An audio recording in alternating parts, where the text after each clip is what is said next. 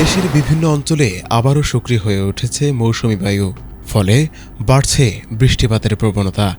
রাজধানীসহ দেশের বিভিন্ন অঞ্চলে আকাশ জুড়ে মেঘের আনাগোনা, মাঝে মাঝেই ঝরছে বৃষ্টি। এমন আবহাওয়াই দেখা যাচ্ছে গত কয়েকদিন ধরে।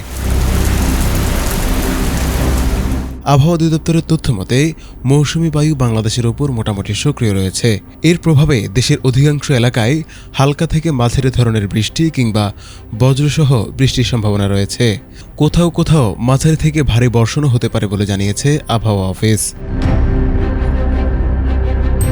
বৃষ্টির কারণে দিনের তাপমাত্রা কিছুটা কমলেও আর্দ্রতার পরিমাণ বেশি থাকায় ভ্যাপসা গরমের অনুভূতি রয়েছে। বিশেষ করে নগরাঞ্চলে সাধারণ মানুষের ভোগান্তিও বাড়ছে।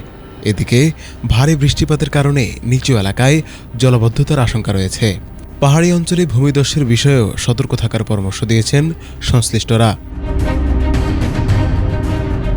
এছাড়াও আবহাওয়াবিদরা বলেছেন, আগামী ২৪ ঘণ্টায় দেশের বিভিন্ন অঞ্চলে বৃষ্টিপাতের এই প্রবণতা অব্যাহত থাকতে পারে।